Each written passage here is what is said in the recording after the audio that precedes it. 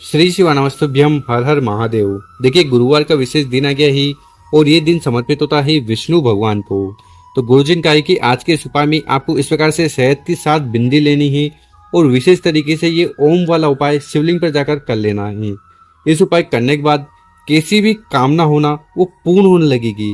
देखिए कामना कैसी हो सकती है, आपकी धन संपदा से जुड़ी कामना, व्यापार से जुड़ी कामना, नौकरी से जुड़ी कामना, आपके जीवन में सुख शांति से जुड़ी, ठीक है, ऐश्वर्य की प्राप्ति के लिए या मान सम्मान के लिए आपको ये उपाय जरूर करना है। तो गुरुजी ने गुरुवार का विशेष उपाय बताया है, कैसे करना है वो बताएंगे। उसके पहले इस वीडियो को लाइक कर दें, चैनल पर नए हो सब्सक्राइब कर दें और कम से कम 3 लोगों के साथ व्हाट्सएप पर इस वीडियो को जरूर शेयर करें, उन लोगों की मदद करें। तो जानते हैं गुरुजी द्वारा बताया गया पहला उपाय। विशेषकर पहला वाला उपाय 7 बिंदी वाला है। इस उपाय करने के बाद आपकी कैसी भी दिल की बात है, इच्छा है या जो विश है ना, वो पूर्ण होने लगेगी। तो इस उपाय के लिए सबसे पहले जो सामग्री चाहिए वो है बेलपत्र। कितने बेलपत्र लेने हैं? मात्र आपको एक बेलपत्र लेना है और जो बेलपत्र लो ना वो कहीं से खंडित टूटा फूटा नहीं होना चाहिए। और अगर आपको बेलपत्र नहीं मिल पा रहा है तो शिव मंदिर जाइएगा, शिवलिंग पर चढ़ा हुआ बेलपत्र उठाइएगा, शुद्ध जल से धोइएगा और फिर से उपाय में उपयोग कर लीजिएगा। इसी के साथ जो अगली सामग्री आपको लेनी है वो है शहद। कितना शहद लेना है? तो मात्र 1 चम्मच शहद आपको इस वाले उपाय के लिए ले लेना है। इसके बाद आपको इस प्रकार से प्यारा तांबे का लोटा लेना है और उस तांबे के लोटे में आपको अपने घर से, अपने किचन से शुद्ध जल भर लेना है। और फिर आगे जो भी सामग्री बताई है उनको लेकर महादेव जी के मंदिर चले जाना है। सुबह करना चाहो तो उपाय सुबह कर लीजिएगा या इस उपाय को शाम को भी कर सकते हो। और अगर आप शिव मंदिर नहीं भी जा पा रहे हो तो इस उपाय को घर से भी कर लीजिएगा। और अगर आप शिव मंदिर चले गए हो तो वहां जाकर सबसे पहले आपको उत्तर दिशा की तरफ मुंह कर बैठ जाना है और जो भी पूजन पाठ वगैरह करनी है वो कर लीजिएगा। देखिए शिवलिंग के ऊपर बेलपत्र का उपाय करने से कामना पूर्ण होती है, रोग बीमारी परेशानी समस्या समाप्त होती है और शहद का उपाय करने से घर में सुख शांति समृद्धि आएगी, दुर्भाग्य दूर होगा। तो इस उपाय में सबसे पहले जो तांबे का लोटा है ना उसको उठाकर और पूरा जल आपको शिवलिंग के ऊपर उड़ेल देना है, समर्पित कर देना है। ओम नमः शिवाय श्री शानावस्तिभ्यम पंचाक्षर षडाक्षर मंत्रों का स्मरण करते हुए जल समर्पित कर दिया। उसके बाद क्या करना है, ये जो शहद है ना, इस शहद को उठाना है अपने अनामिक उंगली में और इस प्रकार से आपको ओम का निर्माण करना है। कहाँ पर? बेलपत्र की जो बड़ी पत्ती है, जो शिव जी का रूप है, उस बेलपत्र की बड़ी पत्ती पर आपको ओम बना देना है। ओम बना दिया, उसके बाद उस बेलपत्र को उठाना है। आपकी जो भी दिल की बात है, कामना है, इच्छा है, जो आप चाहते हो कि पूर्ण हो जाए, तो उसके लिए प्रार्थना करते हुए उस बेलपत्र को शिवलिंग के ऊपर उल्टा समर्पित कर देना है। तो जिस साइड आपने ओम बनाया है वो शिवलिंग से टच होना चाहिए, स्पर्श होना चाहिए। बेलपत्र की डंडी होगी जलालय की तरफ, बड़ी पत्ती होगी आपकी तरफ, ठीक है। इस प्रकार से बेलपत्र समर्पित कर दीजिएगा, ठीक। उसके बाद आपके पास थोड़ा और शहद बचा होगा, ठीक है। तो उससे आपको 7 बिंदी बनानी है। क्या करना है? 7 बिंदी बनानी है। ये कहाँ पर बनानी है, कैसे बनानी है वो देख लीजिए, ठीक। आपको फिर से ये जो शहद है ना अपनी अनामिक उंगली में ले लेना है और इस प्रकार से आपको 7 बिंदी उतरते हुए बनानी है। 4 5 6 7। तो ये 7 बिंदी आपको ऊपर से नीचे मतलब कि उतरते हुए बनानी है। क्यों?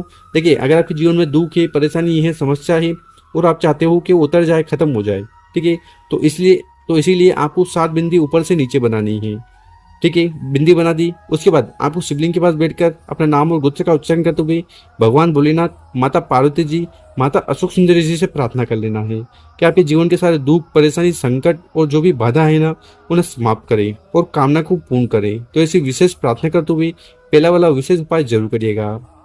अब जानते हैं गुरु जी द्वारा बताया गया अगला उपाय। विशेषकर ये उपाय भी आपकी जो दिल की बात है, कामना है, इच्छा है, उन्हें पूर्ण करेगा। अब वो कामना चाहे व्यापार को लेकर हो सकती है, नौकरी को लेकर हो सकती है, ठीक है, या आपके जीवन में बिल्कुल भी सुख शांति नहीं है ना, तो ये उपाय करने से नहीं चुकना है।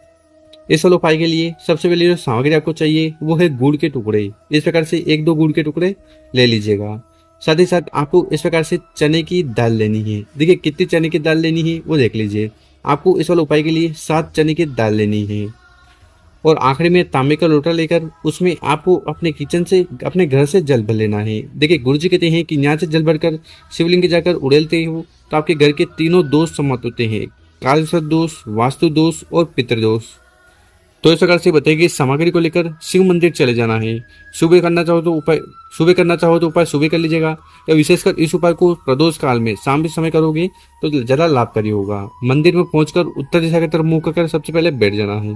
देखिए जैसा कि हमने पिछली बार बताया है, गुड़ का उपाय करने से आपके जीवन के सारे अंधकार समाप्त होते हैं, तेज की वृद्धि होती है और आलस से दूर होता है।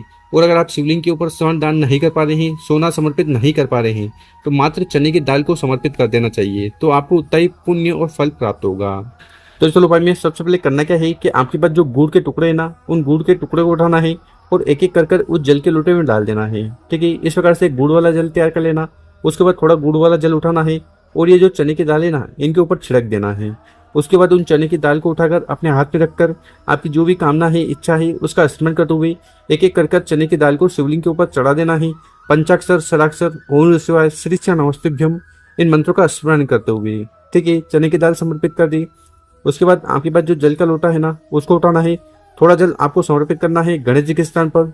ओम गणेशाय नमो, ओम गणेशाय नमो, इस मंत्र का जाप करते हुए और आपके जीवन के सारे विघ्न, परेशानी, समस्या समाप्त हो जाए, उसके लिए प्रार्थना कर देना है। उसके बाद थोड़ा जल आपको समर्पित करना है भगवान कार्तिकेय जी के स्थान पर। फिर थोड़ा जल समर्पित करना है माता अशोक सुंदरी वाली जगह पर। ठीक है, और फिर गुड़ वाला जल थोड़ा समर्पित करना है आपको माता के हस्त कमल पर, ये जो कटे वाला भाग है ना यहाँ पर। और आखिरी में उस जल के लोटे में जितना भी जल है उसको शिवलिंग के ऊपर समर्पित कर देना है पंचाक्षर, षडाक्षर मंत्रों का स्मरण करते हुए। ठीक है, यहाँ पर जल चढ़ाओगे तो जल बहता हुआ जलाशय की तरफ से नीचे आएगा। यहाँ पर आपको अपना सत्य वाला हाथ रखकर उस जल को इकट्ठा कर कंठ, मस्तक, नैनों पर लगा लेना है। उसके बाद आपको शिवलिंग के पास बैठकर आपकी जो भी कामना है, इच्छा है, जो पूर्ण नहीं हो रही है, वो पूर्ण हो जाए, उसके लिए प्रार्थना कर लेना है। तो इस प्रकार से आपको दूसरा उपाय जरूर करना है। अब जानते हैं गुरु जी द्वारा बताया गया अगला उपाय। विशेषकर ये उपाय करने से आपकी जो भी आर्थिक स्थिति खराब चल रही है ना, वो सुधरेगी। ठीक है, धन संपदा आपके जीवन में बढ़ेगी, साथ ही साथ माता लक्ष्मी जी का आपके घर में वास होगा। तो इस उपाय के लिए सबसे पहले आपको इस प्रकार से तांबे का लोटा ले लेना है। ठीक है, और उस तांबे के लोटे में जल भर लेना है।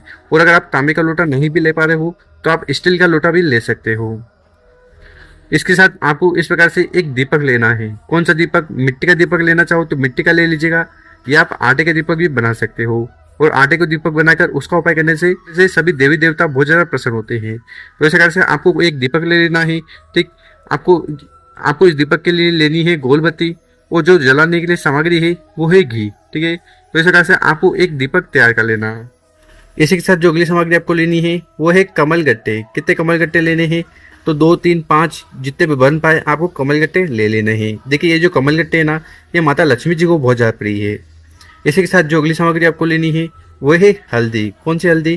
तो आपको इस वाले उपाय के लिए पाउडर वाली हल्दी लेनी है। ठीक है, इस प्रकार से पाउडर वाली हल्दी ले लीजिएगा। देखिए, ये जो हल्दी है ना, ये भगवान विष्णु को बहुत ज़्यादा पसंद है। तो इस तरह से आगे जो भी सामग्री बताई है उनको लेकर आपको चले जाना है तुलसी माता के पौधे के पास। ठीक है, देखिए, अगर आपके घर में तुलसी माता का पौधा हो, गमला हो, कुंडा हो, ठीक है, कुछ भी है, वहाँ चले जाना। ठीक, और आपके घर में तुलसी माता का पौधा नहीं है तो फिर आप क्या करिएगा, आपके घर के आसपास जहाँ पर भी मंदिर है, ठीक है, उस मंदिर में अगर तुलसी माता का पौधा है तो वहाँ पर भी जाकर इस उपाय को कर सकते हो। अब यहाँ पर आपका सवाल होगा कि इस उपाय को कब करना है। देखिए, इस उपाय को आपको शाम को कर लेना है प्रदोष काल में, और शाम होने के बाद इस उपाय को आपको नहीं करना है। देखिए, गुरु जी कहते हैं कि शाम के समय मतलब कि प्रदोष काल के बाद हम किसी भी पेड़ पौधे में जल समर्पित नहीं करते, और विशेषकर ये उपाय जल को समर्पित करने वाला है। ठीक है, तो आपको इस उपाय को प्रदोष काल में ही कर लेना है।